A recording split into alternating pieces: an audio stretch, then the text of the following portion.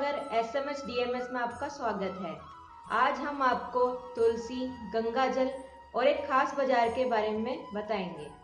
ज्यादातर घरों में तुलसी का पौधा लगा हुआ होता है। तुलसी का पौधा भगवान बुद्ध का प्रतिनिधित्व करता है। तुलसी भगवान विष्णु को अत्यधिक प्रिय है। हिंदू धर्म में तुलसी के पौधे का विशेष महत्व है।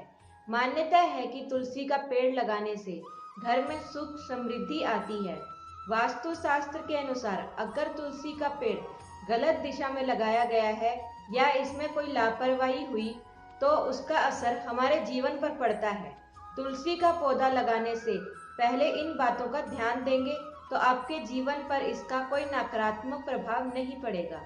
वास्तु शास्त्र के मुताबिक अगर आपके घर में आर्थिक तंगी है तो तुलसी के पौधे को उत्तर पूर्व दिशा में लगाना चाहिए, क्योंकि इस दिशा का भगवान कुबेर की दिशा मानते हैं।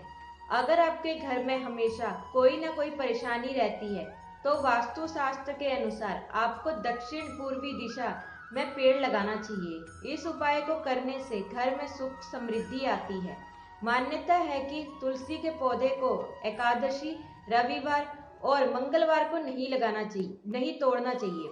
अगर किसी कारण से आपका तुलसी का पौधा सूख जाए तो उसे पास के कुएं या फिर नदी में डालना चाहिए। अगर ऐसा ना हो पाए तो उसे मिट्टी में ही दबा देना चाहिए। मान्यता है कि तुलसी के पौधे में भगवान विष्णु रहते हैं। उनकी पूजा सात्विक तरीके से की जाती है। जो लोग मांस का सेवन करते हैं उन्हें तुलसी का पौधा नहीं लगाना चाहिए। तुलसी को कभी भी दक्षिण दिशा में नहीं रखना चाहिए। दक्षिण दिशा में रखने से घर में अशुभता आती है, इसलिए हमेशा उत्तर दिशा में लगाएं। हमेशा तुलसी को घर के आंगन, केंद्र और उत्तर पूर्व दिशा में रखना चाहिए। इस दिशा में तुलसी लगाने से शुभ परिणाम मिलते हैं। हम भारतीय घरों में गंगा जल पाया जाता है, मगर कुछ लोग ऐसे भी हैं जो गंगा जल को घर में रखने के नियम नहीं जानते। गौरतलब है कि गंगा जल को इस दुनिया में सबसे पवित्र माना जाता है। ऐसे में पूजा पाठ के अलावा भारतीय शास्त्रों के अनुसार किसी भी चीज को शुद्ध करने के लिए इसका इस्तेमाल किया जाता है। इसलिए यदि आपके घर में गंगा जल है तो उसकी पवित्रता को बनाए रखना आपकी जिम्मेदारी है। बता दें कि इसकी पवित्रता को ध्यान में रखते के लिए शास्त्रीय नियमों का पालन करना बेहद जरूरी है। इसके अलावा गंगा जल को पवित्र रखना इसलिए भी जरूरी है क्योंकि यदि इसका अपमान किया जाए तो सभी देवी देवता नाराज हो जाते हैं। इसके साथ ही यदि इसे पवित्र न रखा जाए तो आपके घर की पवित्रता भी भंग होती है और जिस काम के लिए इसका इस्तेमाल किया जाए वो भी सफल नहीं होता। इसलिए आप जब भी अपने घर में गंगा जल रखें तो इन बातों का खास ध्यान रखें जो अभी हम आपको बताने जा रहे हैं। गौरतलब है कि बहुत से लोग गंगा जल को प्लास्टिक की बोतल में रखते हैं, जबकि इससे गंगा जल की पवित्रता भंग होती है। इसके अलावा यदि वैज्ञानिक दृष्टि से देखा जाए तो प्लास्टिक को विषैला माना जाता है। ऐसे में जहां तक हो सके गंगा जल को चांदी के बर्तन में ही रखें और अगर चांदी का बर्तन मौजूद ना हो तो आप इसे तांबे या पीतल के बर्तन में भी रख सकते हैं। मगर इतना तो तय है कि प्लास्टिक की बोतल में रखा गया गंगा जल आपके किसी भी कार्य के लिए प्रयोग नहीं किया जा सकता और ना ही आपकी कोई मनोकामना पूरी कर सकता है। इसके अलावा आप जब भी घर के किसी भी स्थान पर गंगा जल रखें तो इस स्थान को साफ सफाई जरूर करें। ऐसे में गंगा जल को पूजा घर में रखने की सलाह भी दी जाती है। बहरहाल आप घर के जिस भी कोने में गंगा जल रखें तो वहां मांसाहार या शराब का सेवन बिल्कुल ना करें। इसके साथ ही किसी भी कमरे के विशाल कोण में इसे रखें। बता दें कि गंगा जल को घर में रखने से सकारात्मक ऊर्जा का वास होता है और घर में ये ऊर्जा बनी रहती है। मगर इसके साथ ही इस बात का ध्यान रखें कि इसे कभी अंधेरे कमरे या अंधेरे कोने में ना रखें।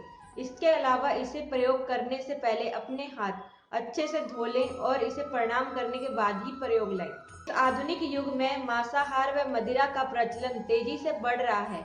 वहीं नगर पंचायत चिंतवाड़ा गांव ऐसा बाजार है जहां आज भी मांस, मछली व अंडा नहीं बिकता है। अगर किसी को खाना भी होता है तो वह दूर के बाजार में जाकर खाता है। ऐसा नहीं है कि बाजार में लोगों ने बेचने का प्रयास नहीं किया, लेकिन इस तरह का धंधा करने वालों को व्यापक क्षति उठानी पड़ी। भय के कारण आज भी कोई चितवड़ा गांव के अंदर मांस, मछली व अंडा बेचने का धंधा नहीं करता। सैकड़ों साल पूर्व संतों के आगमन के बाद ही ये क्रम शुरू हुआ। 17वीं सदी की शुरुआत में चितवड़ा गांव में स्थापित निर्गुण मतावलंबी संतों की एक शाखा बावरी पंथ की स्थापना हुई थी, जो निर्गुण मतावलंबियों की संत बावरी साहिबा के नाम पर चला। इस मठ को रामशाला नाम दिया गया। इस कालखंड में चितवड़ा गांव क्षेत्र में लोग मांस, मछली व मदिरा आदि का धड़ल्ले से सेवन कर रहे थे। इसके पीछे कारण न सिर्फ समाज में अराजकता थी, बल्कि शिक्षा, दीक्षा, संस्कार का घोर अभाव था। ऐसे समय में बावरी पंथ के साधकों का सबसे बड़ा दायित्व ये रहा कि क्षेत्र को मांस व मछली आदि के सेवन से किस प्रकार मुक्त किया जाए, ताकि उसकी सौहार्द, धार्मिक उल्लास और सुसंस्कार की स्थापना हो सके। चितवड़ा गांव रामशाला की गद्दी पर समय समय पर विराजमान संत भीखा साहब, संत गुलाब साहब, संत देवकी नंदन साहब व संत हरलाल साहब महान संतों की साधना से पावन हुई। इस धरती पर संतों के उपदेश को लोगों ने ईश्वर का आदेश माना। उसी वक्त से चितवड़ा गांव और आसपास के गांव में मांसाहार का सेवन पूरी तरह बंद हो गया। कौशिक क्षत्रिय बाहुल्य चितवड़ा गांव ने संतों का अनुयायी बनकर न सिर्फ चलने का संकल्प लिया, बल्कि वह परंपरा अक्षुण्ण बन गई। 17वीं व 18वीं इन दोनों सदियों में रामशाला की गद्दी पर बैठे संतों की बात देववाणी मानी जाती थी। रामशाला पर खड़े होकर कोई भी व्यक्ति झूठी कसम खाने का साहस नहीं जुटा पाता है। गुरु गद्दी का ये फरमान कि चितवड़ा गांव का हिंदू समुदाय, विशेष रूप से कौशिक क्षत्रिय वंश, यदि मांस, अंडा व मछली पालन करता है, खाता है या घर में बनाता है, तो उसका विनाश तय है।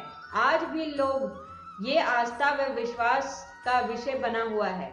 यही कारण है कि चितवड़ा गांव जनपद नहीं, प्रदेश नहीं, बल्कि शायद विश्व का अकेला ऐसा बाजार होगा जहां मांस, मछली, अंडा, मुर्गा बाजार में नहीं बिकता। चितवड़ा गांव पूरी जनसंख्या का लगभग 15% मुस्लिम आबादी है। ये लोग ना तो बाहर से मीट मछली लाते हैं और ना ही घरों में बनाते हैं। हिंदू समुदाय में भी कुछ लोग मांसाहार का सेवन करते हैं, लेकिन वे बाहर ही जाकर, घरों में ना बनता है और ना तो बाजारों, गलियों में, मोहल्लों में बिकता है। नगर क्षेत्र में हिंदू और मुसलमान दोनों ही समुदाय के लोग इस महान और प्राचीन परंपरा का स्वेच्छा से पालन एवं संरक्षण करते हैं। सभार, डेली हंट, डेली होम। धन्यवाद। भक्ति सागर, SMS DMS।